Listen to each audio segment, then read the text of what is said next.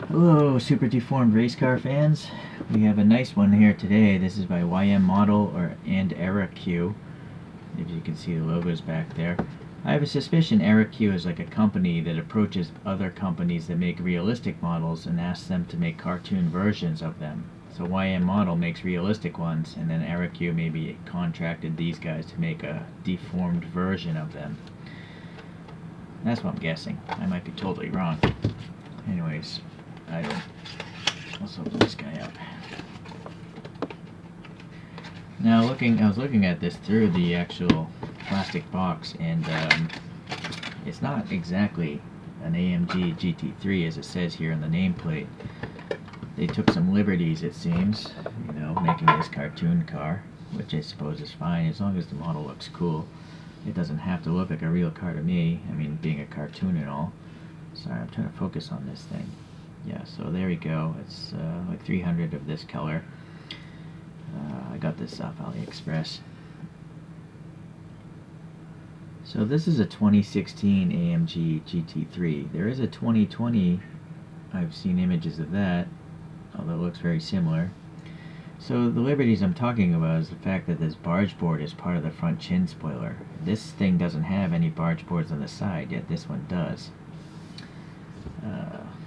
Let's see about this side view here. Maybe get a better idea there. Alright, so these plates here vertically on the sides, they just don't exist on this car.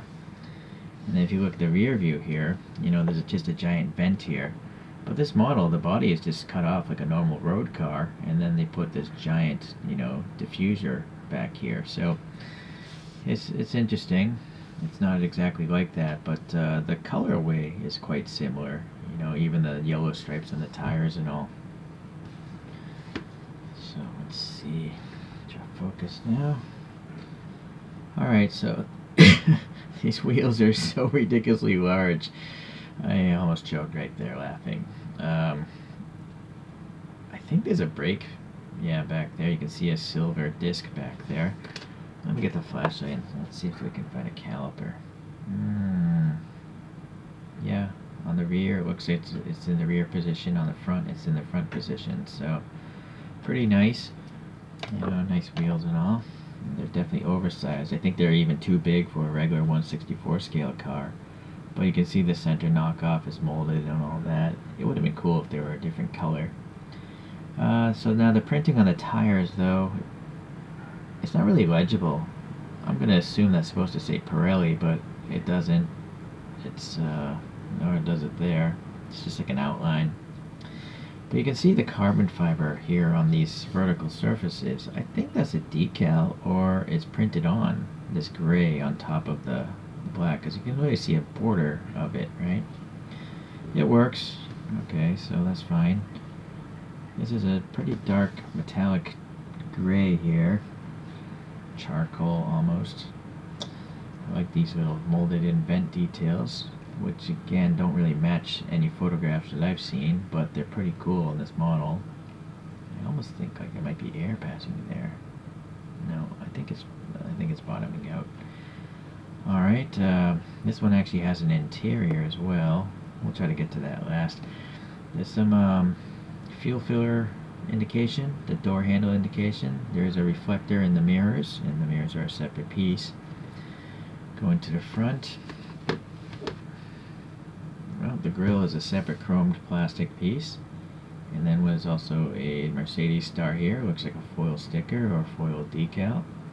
So these little canards here, photo etched metal, you can see they probably painted the photo etch all black, and then this is where they tore it off the metal sprue, because it sells identical over there.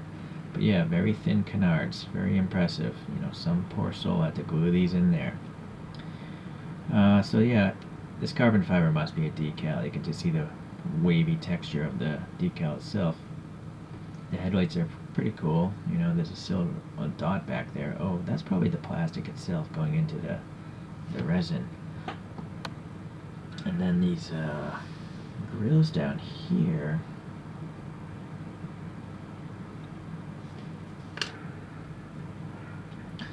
We'll get a better angle. It does seem like there's a texture back there. I'm going to guess that those are probably metal pieces, maybe.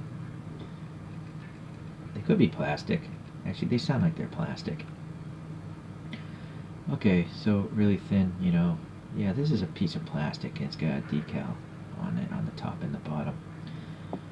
Alright, so now we have a carbon fiber decal for the hood. And I don't think it's pressed in all the way. See, if I press down there, that air pocket. That's why I don't like decals. It's a real shame. Alright, the decal does have those quick release hood latches. And then, yeah, you can see another air pocket here. So that's sad. You can see in the dash there's some auxiliary gauges there on the dashboard. Pretty cool. And then the window, though, I think that's tampo printed on the back side, this AMG banner. You don't see any waviness of it.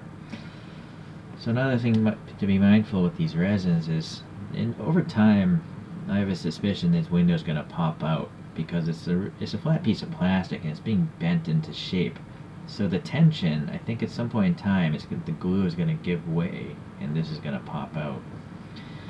So long term, I don't know. Well, really long term, any scale model probably isn't a good idea. You know, things break down. In particular, die-cast cars. Die-cast is just a horrible metal to try to keep long term. They bubble out. Alright. So the side barge board, yeah. It's probable that the entire bottom is one piece of molded plastic. Maybe. I'm not going to take it off the stand. If I drop it, that rear wing is going to get all messed up. Alright, so now the rear. So yeah, speaking of the wing, you know, you can see these little metal struts there, and it looks like the right one is a little bit bent already. So that's too bad. That's why the wing isn't horizontal. This thing is bent. I might have to mess with that later. Okay, the rear taillights are really nice. I mean, they're clear lenses, but look at all the tiny little LED dots back there. So that's pretty nice. The Mercedes star is nice and shiny as well. Again, it's probably a foil sticker or a decal.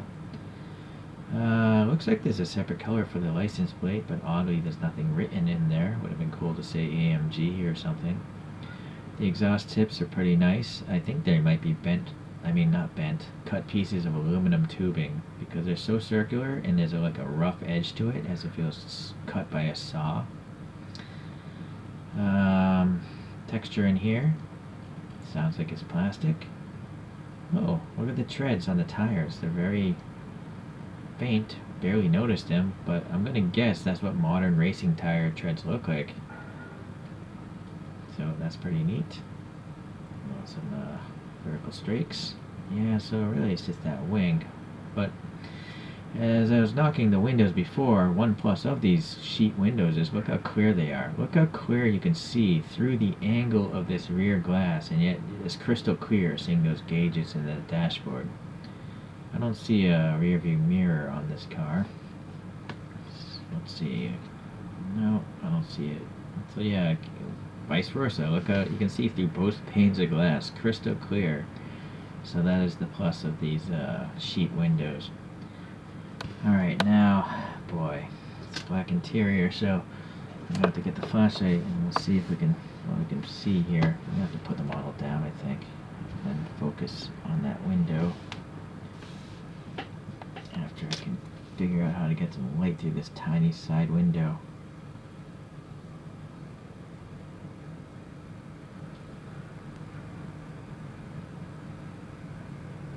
The window's so small I can't get my flashlight to shine in there.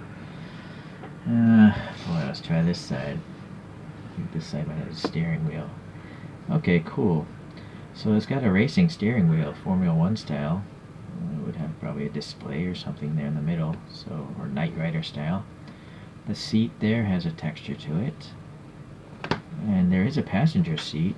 It looks like the seat might be two parts, or, you know, it looks like there's a back surface. And also, like, the front part of the seat. See? It might be a two-tone seat. Hard to say, but it looks like there are holes for the harnesses there on the seat back. I can't see past that steering wheel because the side window is just so small.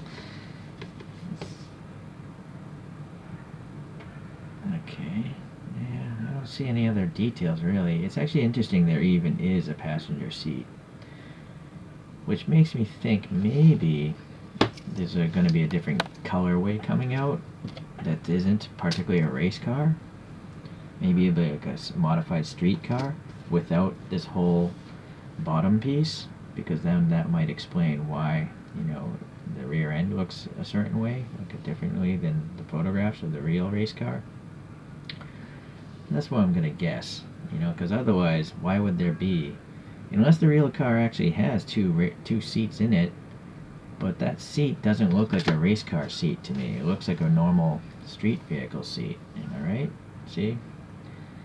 Well, I don't know. I mean, it does have harness holes there in the shoulder area, so maybe... Well, alright. Well, I don't know. Leave a comment. What do you think? You think they're going to come out with the street version without this crazy bottom thing?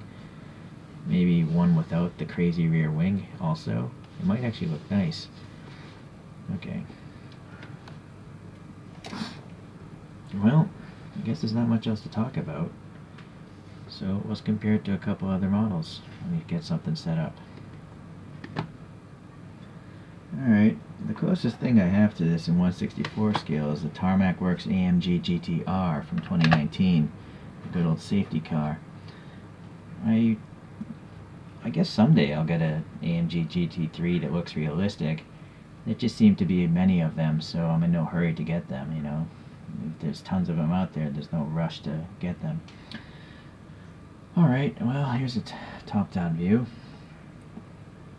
So you can see it's quite foreshortened, and you can also see it's quite wider than a regular one, but again, it does have a wide body kit on it, so which again makes me think this will come out in a normal street version, because if you look at the photographs, there is no wide body kit on that car. That's just the way that race car comes. It comes as a wide body. But this casting, you can clearly see the lines as if they grafted on like a Liberty Walk, you know, body kit onto it. Granted, you don't see like the rivet marks or anything like that. It's more of a clean installation. So, speculation. Alright, let's get this realistic one out and compare it to some other cartoonish ones. So I have a bunch of choro-qs here. This is a Mazda 525i. This thing raced at the 24 Hours of Le Mans. Didn't do well. Or maybe it just tried to qualify. I think it tried to qualify and it missed qualification by like less than a second. So it couldn't actually race.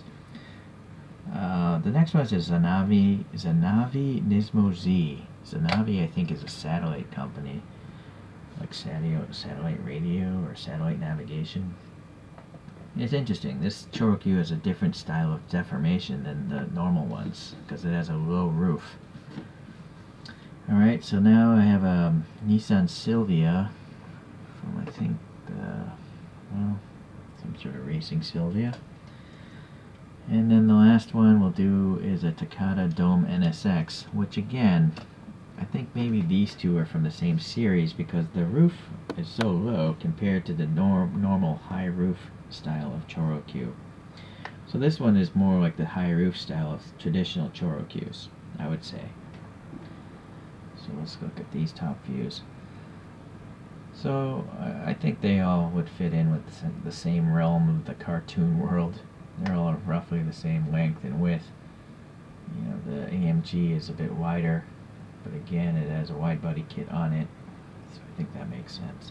But the wheels on that AMG are just absolutely massive. I mean, this rear wheel is it looks like it belongs to on a 1/43rd scale model, right? In fact, you can just rewind back to that Tarmac Works one.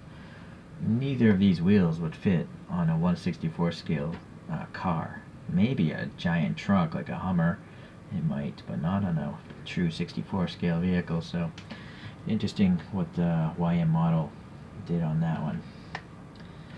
Alright, well, it's time, I guess, for this thing to just spin alone. And since it's on a plate, I'm going to leave it on this guy. Well, that's another nice one. I saw well, the wing strut. That's the one QC problem I see on this guy. That wing strut is bent, so I think that might be actually bending the rear wing itself. And that must have been the way it came from the factory. I don't think that could be shipping damage because the thing was in plastic case, right?